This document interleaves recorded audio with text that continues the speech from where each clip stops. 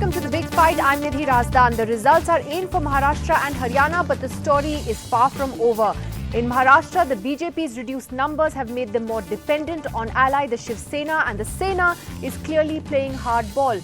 Overnight, posters have popped up in Worli in Mumbai projecting Aditya Thackeray as the chief minister. That's the seat he won by a landslide. In Haryana, the BJP is all set to form the government with the help of the JJP, that's Dushyant Chautala's party. And in the immediate aftermath of the results, though, in Haryana, there's also been some controversy with outrage over the BJP's initial move to seek support from tainted MLA Gopal Kanda, who, among other things, was in jail for abetting the suicide of a young air hostess. The BJP's Uma Bharti had also warned against taking the support of someone like him, but now sources say that is not going to happen. As those lines between morality and politics keep blurring with each election, the bigger question is, what do these polls tell us about what voters want and which issues matter to them? The BJP campaigned aggressively on nationalism issues like Article 370, but clearly that has had a limited outreach.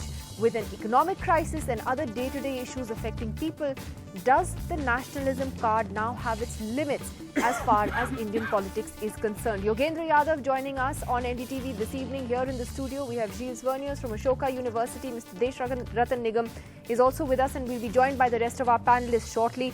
Yogendra Yadav, to you first. When you look back now and you had time to sort of digest these results and what they actually mean, what would you say? I mean, earlier you had said that the BJP was somehow able to successfully de-link the economics from politics.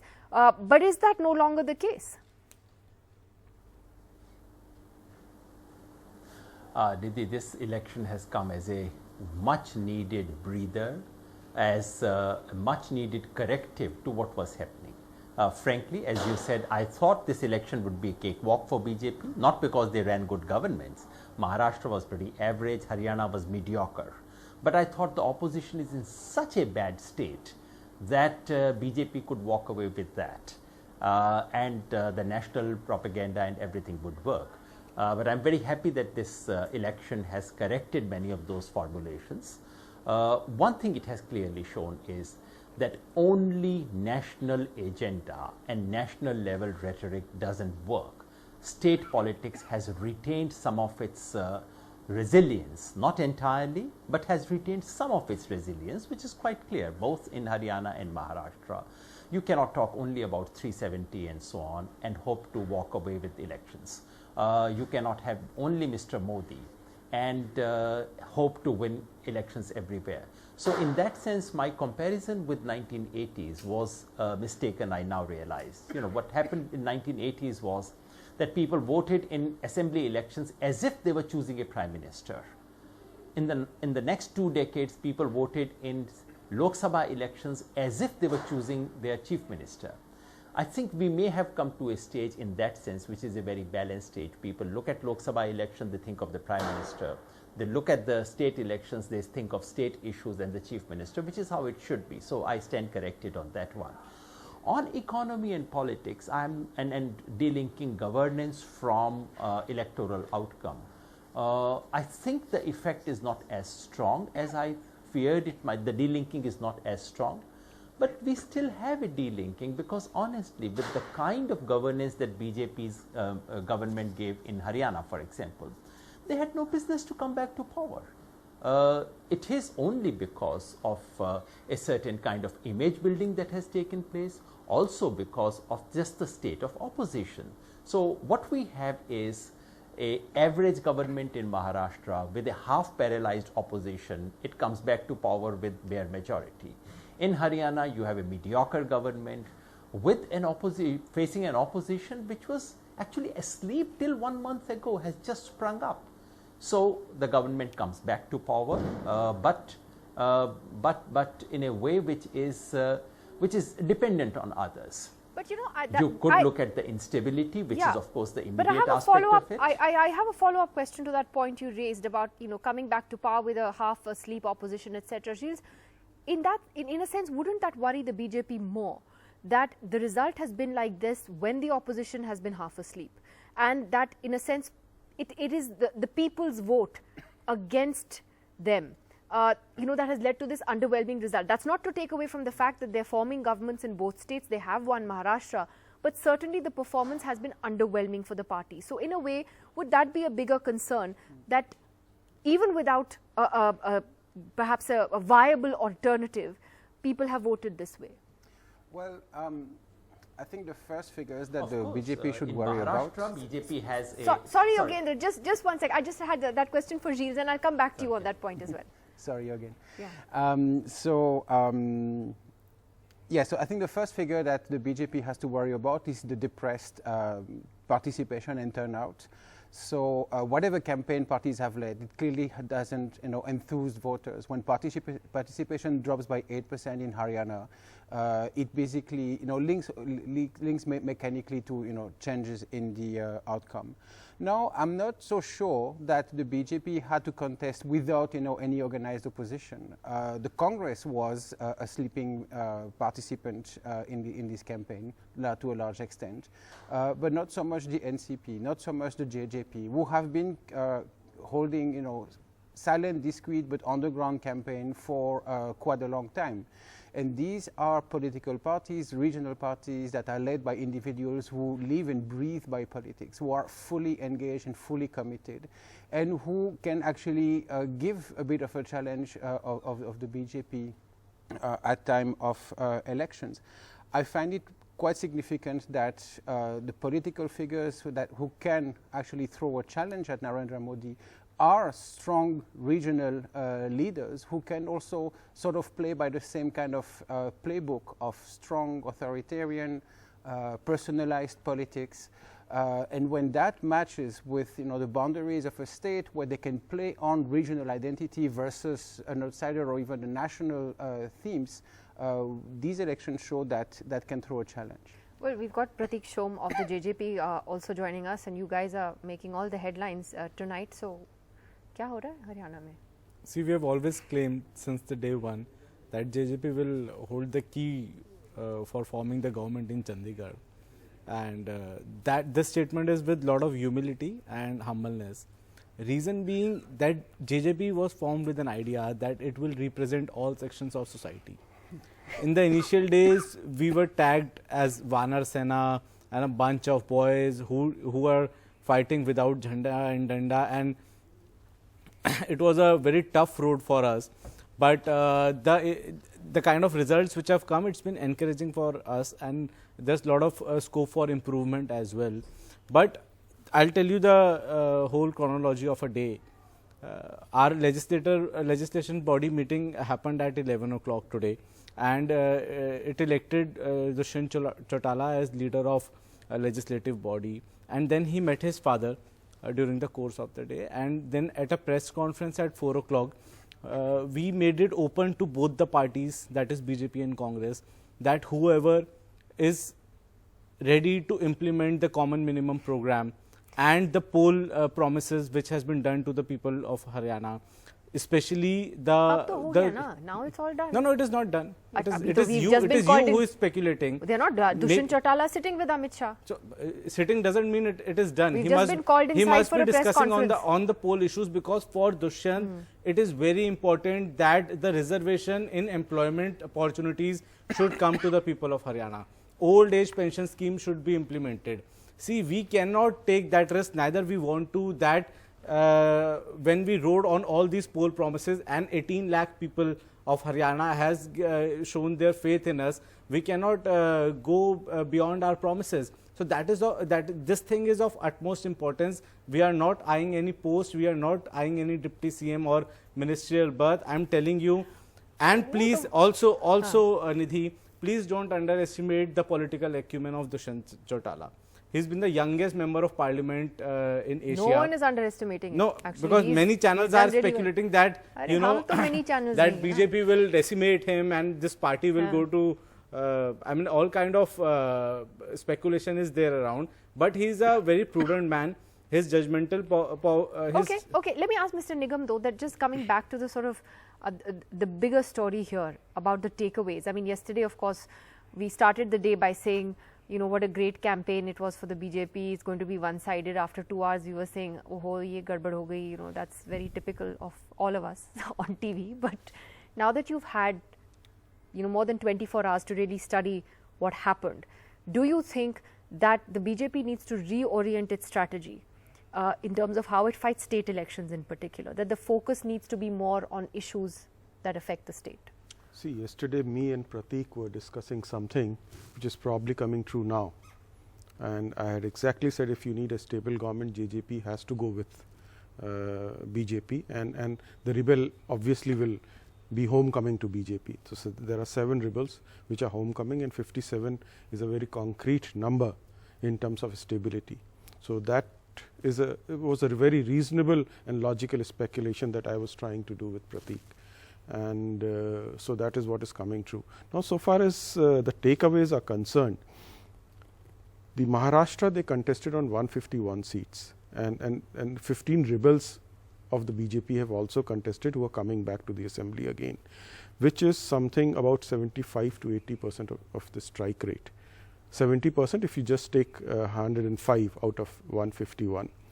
And if you add those 15, then this strike rate is phenomenal, because they contested much lesser seats compared to what they did. And their vote share, otherwise, since they contested less seats, it's about 2% less than what they got. But in otherwise, in comparative terms, if you take the number of seats less, then their percentage of votes is far higher. So you're happy with the Maharashtra performance? Why I am not happy personally is yesterday also I made that statement, that in the state, Shiv Sena and BJP must contest separately to reap larger benefits. And in national, they must come together, one. Secondly, I think the last minute defections, as I said, who come back and then they participate in election and get defeated. So you don't think it's about issues? You don't think that this is a lesson? I think all the issues, the state leadership was handling it well.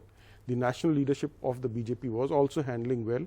And given the fact that they contested on a far lesser seat, the performance in terms of strike rate is far greater than what otherwise would have. Yogendra, there's been another theory that's been floated around. I think even in BJP circles, that if they hadn't talked about 370 and NRC and all these other issues in the campaign, at least the top leadership, then the results may have been even worse for the BJP. That's one point of view, that this is what has helped them to reach even this far. Or do you still stand by what you were saying, that no, this will require a course correction? I don't think so. You see, post facto, you can spin any story. To my mind, I traveled in Haryana. I must have addressed some 100 rallies. And when I was leaving for Haryana, many people said, you have taken an anti-370 abrogation position. Things were going to be very tough for you. But honestly, not one of those 100 meetings or so, anyone stood up to question us. And this is a state where you have ex-servicemen in every single village of Haryana. 370 was not an issue. NRC is not an issue for the same party. People don't even understand what is NRC. And secondly, there is no foreigners menace, as BJP calls it. I mean, where would you really have to, dig very hard to find a foreigner in Haryana. I mean, how would you find one? So to my mind, these things did not. And if BJP thinks that helped them to reach where they did, no. And to my mind, we should not try to find the reasons for the outcome of elections only in the 15 days of campaign or in the 1 month of campaign. After all, it does have and should have something to do with the way you governed for the last 5 years. There were 3 or 4 things about BJP regime that we should remember. One, there were 3 major meltdowns during this government, 2014, 2017, 2018. The government almost withered away for a few days. People don't forget it. Second, this government actually actively fomented Jat versus anti-Jat conflict in Haryana, something that JJP might wish to look at once they actually join them in government. They actively promoted it, not only the Hindu-Muslim divide, but very actively, 35-1 as it was called in Haryana. Third, this is a government under which unemployment shot up from 7th rank in the country. Haryana is now ranked number 1 in terms of unemployment rate, and 4th in terms of fulfilling the promises to farmers, the idea that procurement will take place for all the crops simply did not happen. So I think all these things did feed into the result, or one should hope that they did. So election is not merely about last 14 days of manipulation, it is much more than that. A mediocre government deserved this, and actually if Congress was a little more active, if Congress was on the ground in the last 1 year, I agree JJP was somewhat on the ground, but Congress was not. If Congress was on the ground and was active, the result would have been much, much worse for the BJP. Well, you know, I have a question for Prateek though on this alliance with the BJP. Are you not worried that this could sort of backfire on you among your own constituents, the people who voted for you? Because there's clearly a Jat vote that went against the BJP. So how are you going to sell this to your supporters? See, now And don't say it's the Haryana common has, minimum program, because people will roll their eyes. Nidhi, Haryana has rose above caste politics. 10 candidates who has won on JJP ticket, 5 of them are of course Jat, but remaining 5, 4 are SCs and 1 is a Brahmin. And our most popular candidate, Mr. Gautam, on a Jat land, he defeated a Jat leader and he is a non-Jat. So people are basically looking for a leader who will take care of the interests of people of Haryana. Of course, since beginning, our leader and our party were always supporting and admiring BJP for their national stand. Dushyant Chautala was the first person in Haryana, was the first leader in Haryana who supported central government on Article 370 and on the Kashmir issue, whether it was surgical strikes or any Kashmir issue.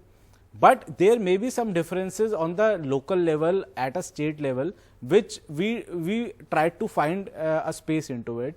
And now I think that's our utmost priority. Now I'll come again to CMP. But I tell you, Dushyant's main focus is implementation of the poll promises. Let me ask Gilles, do you think it's going to be easy for them to sell this to their constituency? Well, I beg to differ with what has just been said. I mean, caste remains a perfectly relevant, trope in Haryana politics and in other states. And the BJP has forced an image of a party that not only does not treat anyone preferentially, but that also sort of cut down the old ties of favoritism that existed between the state and locally dominant groups. Therefore, the strategy of appointing chief ministers who do not ostensibly belong to any dominant groups.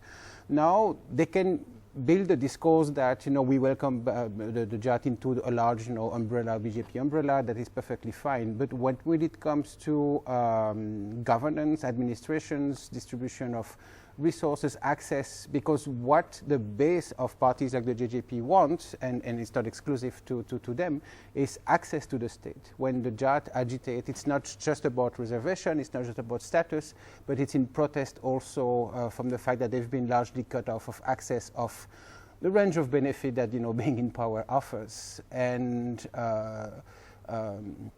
so a large number of them will make claims, and the BJP will have to do arbitrage, which may also anger some of their own supporters.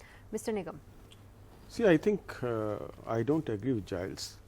4 Jat candidates have been elected by the BJP, and 5 from them, and maximum from the Congress side. So there is a constituency among Jat which does not favor the Congress and favor the others as well. So this is cutting across the caste lines. People have voted very smartly, intelligently. Yes, BJP would have got, should have got on its own 47, which were there. But with the rebels coming in, they are actually touching 47, their own people. So by and large, that status quo has been maintained. So to say that BJP did not have any business to come back to power will be undermining the the smartness and the genuineness of the But voters. who said they had no business to come back to power? Yogendra.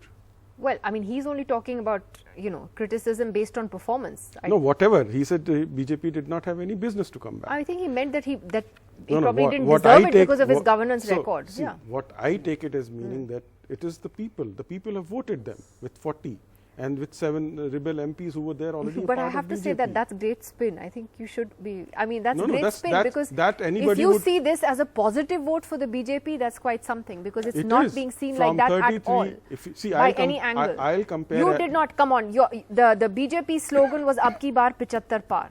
Yes, and it fine. wasn't just a slogan. Let's Fine. face it, every exit poll, every person in the BJP thought that they were going to cross 70 in Haryana. Yes, it's a now you muted- can't say No, it's a that we got muted- 40 plus we had 7 rebels and so we're so good. Look, it's amazing. I said status quo is maintained. Euphoria is something else. And it's Are you happy with status quo? status quo. See, when a party comes with the same amount of seats, is a vindication of their governance and a policy. One, that's the standard, interpretation in psephology. And let me also come down to the fact that euphoria is all right. You create fantastic, targets, which is all right. But compared to their own expectation, it's a muted mandate. I agree to that extent. So BJP needs to work harder if they want to have that 75 kind of a target, which they were talking about. But end of the day, 47 and JJP also aligning with them is something that JJP also has some kind of a confidence that their expectation would be met with BJP, not with the Congress. The other question though is, and unfortunately the Congress isn't here right now, but Yogendra Yadav, the point that you made about the opposition. Now, is there also a danger here that the Congress will think that it can win future state elections or any election actually, basically waiting for the BJP to make mistakes? And would that be a mistake also, that we don't need to give necessarily an alternative blueprint or some kind of vision to voters? We just need to wait for the government to sort of mess up. That's my fear about many opposition parties, including, of course, the Congress, that they can convert a defeat into a victory mentally. They can start imagining as if they had won Haryana, which is not what happened. The fact is that Congress goofed it up. The fact is that they recovered towards the end and did not recover enough. The fact is that the government, BJP government's misgovernance provided them with a golden opportunity. The fact is that they missed that opportunity. Now, that's the basic fact about it.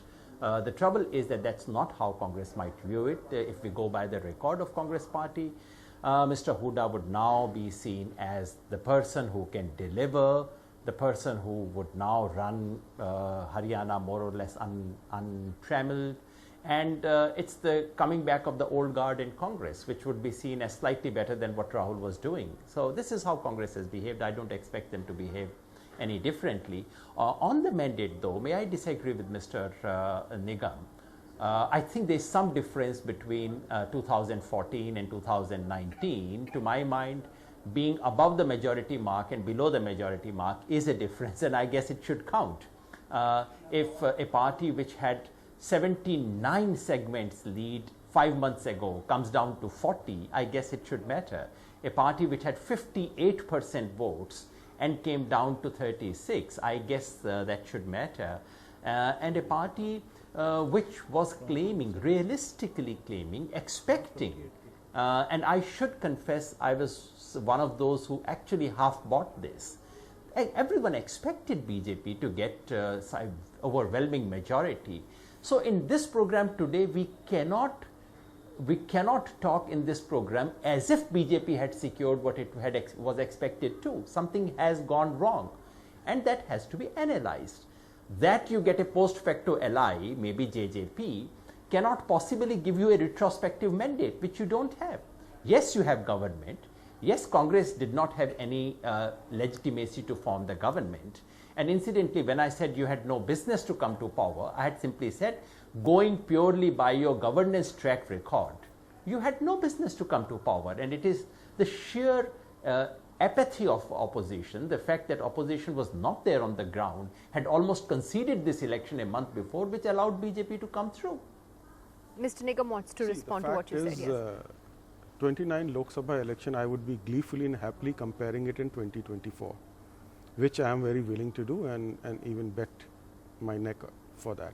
So what I will be doing is comparing the 2014 with 2019. No, but there are comparisons with the Lok Sabha. Dorab said that to you yesterday. This is the sharpest decline that one has seen between a Lok Sabha election and an assembly, assembly poll.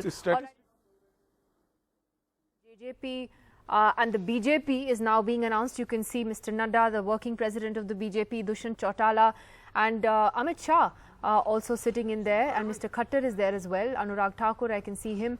So That meeting didn't last too long. Clearly, there have been talks going on all day to secure this alliance. Let's listen in. Bharatiya Janata party के सभी वरिष्ठ नेता और JJP के नेताओं की एक meeting हुई और हरियाणा की जनता ने जो जनादेश दिया है उसको मद्देनजर रखते हुए,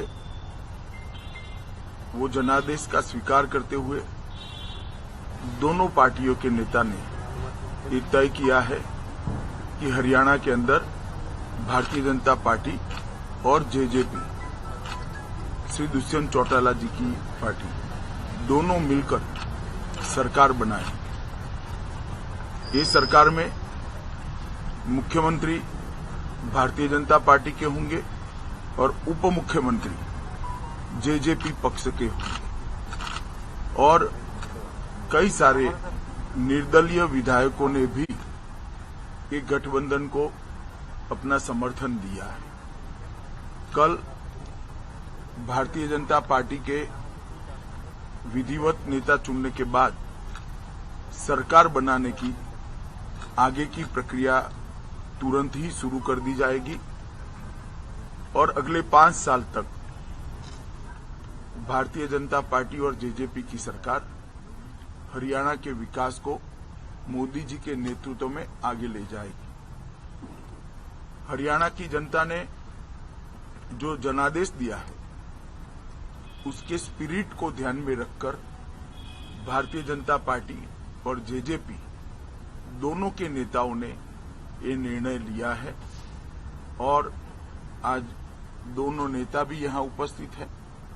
मैं भारतीय जनता पार्टी की ओर से बहुत बहुत दोनों को बधाई भी देता हूं और आने वाले सरकार के अच्छे कार्यकाल के लिए शुभकामनाएं भी देता हूं। धन्यवाद।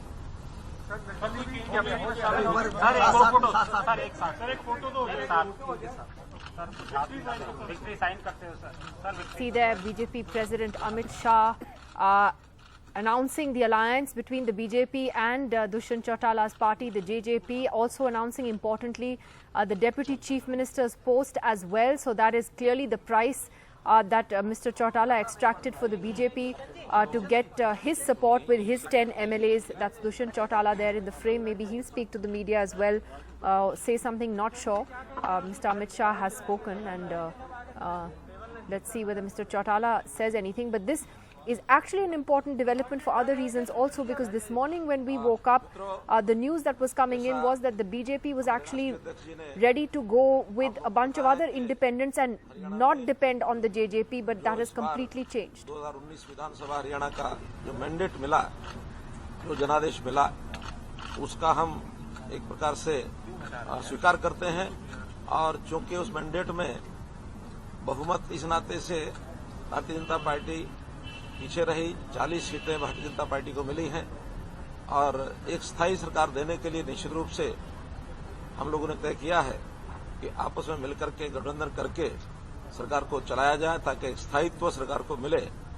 और स्वाभाविक रूप से जैसा हरियाणा का इतिहास है, हम लोग पहले भी एक दूसरे का समर्थन करते आए हैं, गठबंधन भी हम लोगों ने किए हैं, समर्थन भी किए हैं, सरकार चलाई है। तो स्वाभाविक रूप से इस सरकार को चलाने के लिए हम लोगों ने इस गठबंधन को आगे रखा है और कल जो है इसकी सारी जो प्रक्रिया है वो शुरू होगी।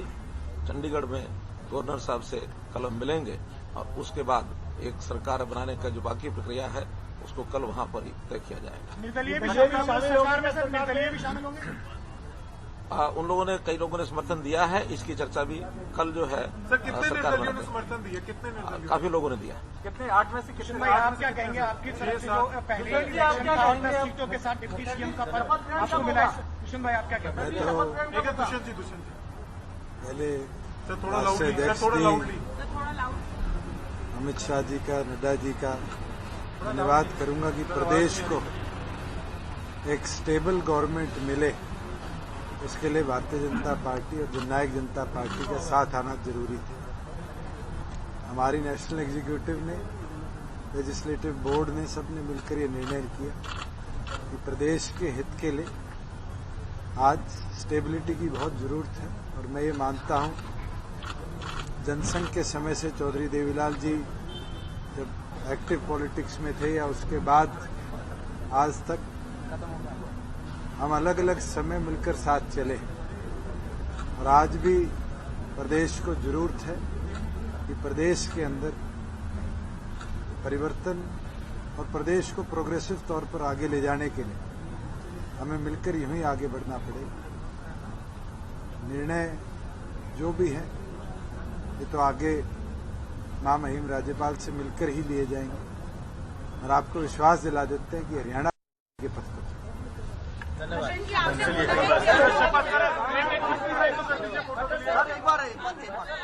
All right, so that's the big news. The Haryana government is what shape it's going to take has clearly been now decided, with the JJP supporting the BJP and the Deputy Chief Minister's post most likely going to go to Dushyant Chautala. Of course, tomorrow on Saturday, the government formation process will then take place. Yogendra Yadav, just a quick first reaction from you, not a surprise really, but as I was saying earlier, do you think that the BJP was actually forced to do a turnaround on an alliance with the JJP? Because this morning they were saying that they didn't want to, necessarily take Chautala's support, go with those 7-8 independents that included the very controversial Gopal Kanda, and there's been outrage over that all day.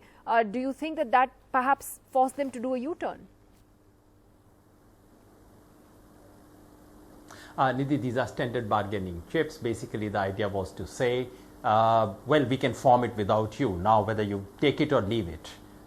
So by the evening, he comes and says, all right, Deputy Chief Ministership is all right with me. And the deal is struck. These are standard ways in which I guess political negotiations in Delhi take place. What I noticed were two interesting things, and I would request that both these questions be answered.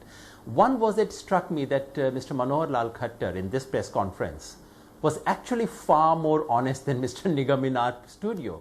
He actually conceded that they did not have a mandate, that they actually fell below majority. They kind of hum ek tarah se swikar karte hain. So I just thought the man was far more honest and candid in admitting that something wrong has taken place with the results. I wish TV panelists were at least as candid as the politicians are. On Mr. Dushyant Chautala, I would really like the JJP spokesperson to tell me the only thing that was talked about in the deal is Deputy Chief Minister's position. Nidhi, did you hear anything about common minimum program? No. I did not.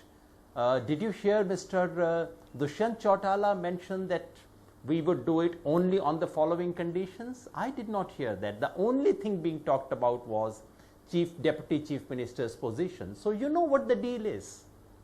Exactly. I'll get Prateek Shom to first respond to that.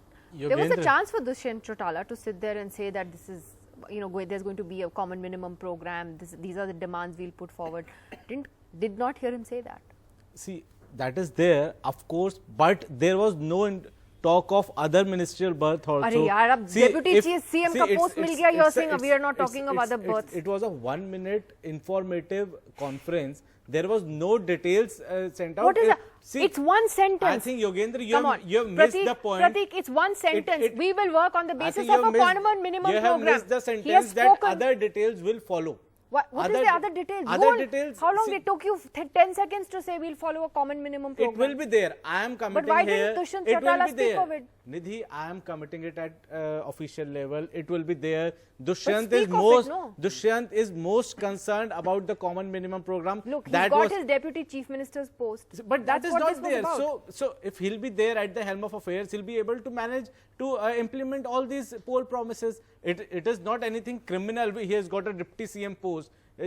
I think there is no occasion to criticize this. No, you should welcome. You took a high moral ground. I think that's what decision. Yogendra Yadav is pointing out. You took a high moral ground, saying this is only about the common governance program. We stick to it.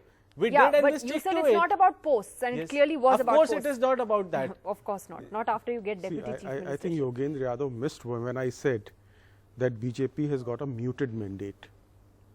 I may not say in so many words, but a person like Yogendra Yadav should catch those words instead of blaming the panelists and comparing it with Mr. Khattar. So you did say that. And so therefore it's a muted mandate, and I'm sure they will think about those strategies and what went wrong. And since there was a euphoria that they will get 75, they did not reach, and the gap is too long. And therefore that kind of soul searching has to be done at the same time. But because then certainly I said, if I have to compare 2019, I will compare it in 2024 rather than compare it. Can I ask Giles to settle this debate? Assembly election. You know, I'm sure that if the vote share had gone up from the Lok Sabha to this assembly election, then we would have heard a very different argument saying that, oh look, in just 3 months our vote share went up by 10%. Now, is it or is it not fair to compare the vote share of Lok Sabha with assembly? Yeah, I mean, spillover effect is something that we should have seen. I mean, having such a drop of vote share in the context of a depressed turnout is, a significant result. And one can spin the results and the outcome however one likes, but at the end of the day, they did lose their majority. And now this is an outcome that's certainly not ideal for the BJP. One can imagine that they would have preferred to form a government with the help of a couple of outsiders, 3 BJP rebels, a couple of independents, which once the price of their allegiance would have been bought, would have basically disappeared from the limelight. Now they are forced to ally with an upcoming party, with the young leader that has a lot of ambitions and who will use his positions and use every opportunity that it procures him to aggrandize himself as a leader of a young party, would do. So that's a situation that might create problems. But by the way, we still don't have clarity also on what's happening in Maharashtra. We're talking about Haryana because things are unfolding. Chalo, wahan to at least it's over now and we know what's happening in Haryana.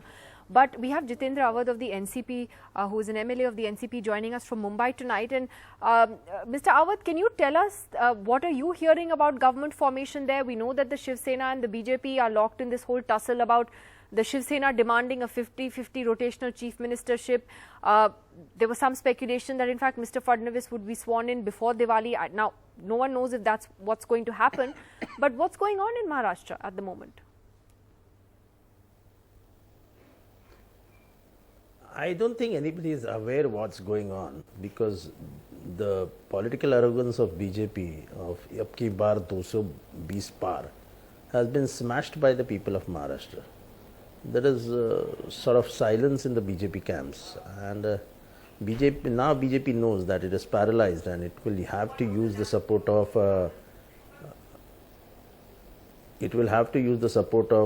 Shiv Sena. And Shiv Sena knows that the keys are there in their hand, so probably they will keep playing a patience game, and BJP will have to kneel down in front of Shiv Sena, because as I have seen in the national politics and the state politics, BJP is a 24 hours political party.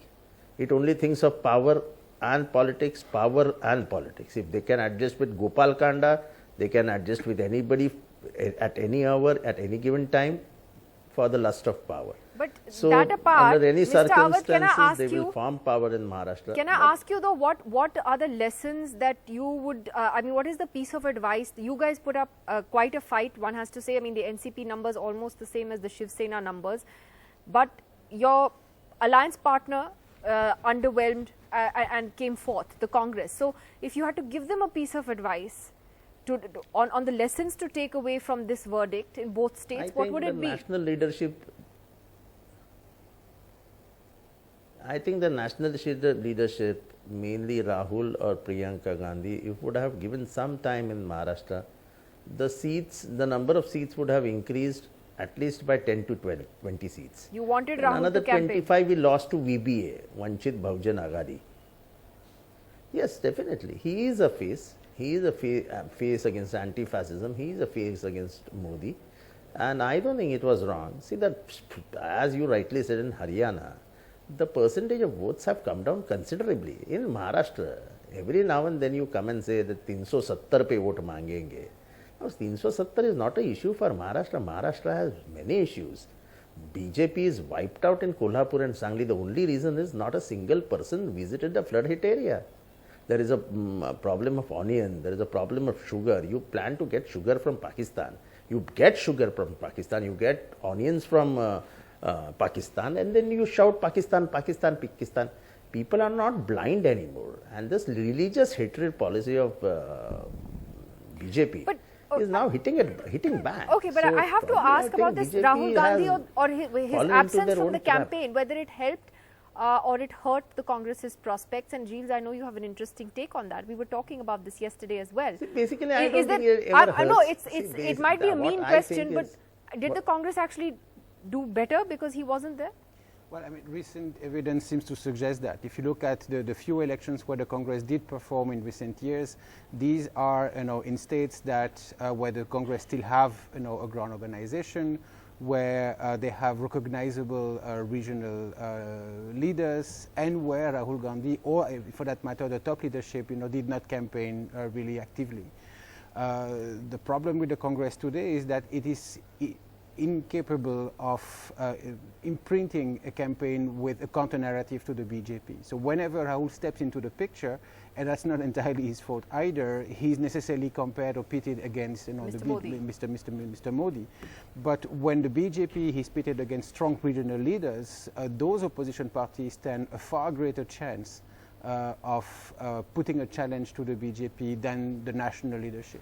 So for the time being, yes, probably the national leadership should probably focus on rebuilding itself And staying away from the campaign. and focus on areas and states where they don't have local leaders and low and ground organizations, and let the regional bosses do the work. Yogendra Yadav, do you agree with that? Do you think that this would sort of jolt the Congress into a massive reset or a rethink about how it's conducting campaigns, give more space to regional leaders, as Gilles says, and keep, Rahul Gandhi, don't make him your star campaigner? I honestly don't know what would make Congress think, and I don't know whether Haryana would give them a jolt or Haryana would give them a comfort. I honestly don't understand because you actually need to be 24/7. I know my friend from NCP said BJP is 24/7 political party. I actually wish opposition parties were also 24/7 political parties. I mean, that's what you need to do. Congress doesn't do so. Right, God knows what they actually are doing. I do not know whether Rahul Gandhi is a liability, but he's not quite a vote catcher. That's quite obvious. And to my mind, Congress performed poorly, not because Rahul and Priyanka didn't go there, but basically, compare Congress's campaign to NCP's campaign. NCP ran an energetic campaign, a focused campaign. NCP lost a lot of leaders. They were poached by BJP. And NCP fought it. They fought with energy. That entire energy was missing in Congress's campaign. If Congress had, copied NCP, the result could have been different. I do want to say one thing about Haryana, though. There may be a minimum common program 5-7 days from now, 10 days from now. Obviously, when two parties work together, they do work out something. But my friend from JJP, when the program began, he said, we are not into bargaining for positions. Our condition is 75% reservation for jobs for people from Haryana. Our condition is ABC. If that was the case, Mr. Amit Shah would have come and said, yes, we both of us have come together. JJP had put up this condition about 75% jobs. We are happy to accept it. There is an alliance. That's what he would have done. That's what the standard format is. Instead, he comes and talks about deputy chief ministership. Obviously, that was the only condition. So the real question is not whether they would have some piece of paper 10 days from now. The important thing is, was this a condition for alliance, as my friend promised from JJP? And if that was the condition, why was this not announced? Well, See, your friend from the JJP will now Yogendra, I can understand your frustration and again repeating on the same point. See, I think you have missed out on a statement that other details will follow. Who will become CM, who will become deputy CM, it is not clear. And you are a politician itself, please try to understand, if you are not at the helm of affairs, how will you be able to get all the things cleared? How will you be able to implement the common minimum program? Is there any statement that denied that there will be no consideration of common minimum program? Please don't make a mountain of a mole. I mean, there was just a one simple statement that CM will be from BJP, deputy CM will be from JJP, other details will follow. Now you want to make, halla bulla of this, that common minimum program was ignored, and all these all are baseless But you things. made it the issue. You said it's No, not that about is that posts. is equally important for, that is the utmost importance for us, and maybe tomorrow or day after you'll come to know that this will be the biggest so by agenda Sunday? for us. By Sorry? Sunday, we'll have a common minimum program. Of course, you will have announcement of that. Nidhi, how can it be implemented in 2 days? Of course, announcement can be there if we have And if what we if have the committed BJP for says, 75%. What if the BJP says we can't give you JAT It reservation? can't be the case. It can't be the case. So I'm telling you, it can't Then be a case. that's the deal breaker, is it? Absolutely. JAT reservations. The implementation of poll promises of JJP was the utmost priority. Okay, well, interesting to see how this will play out then in Haryana. Thank you very much to all of you for joining us on this developing news story. So, a new government likely to be sworn in Haryana tomorrow. We're still waiting to see how things play out in Maharashtra. More on this big developing story after the break.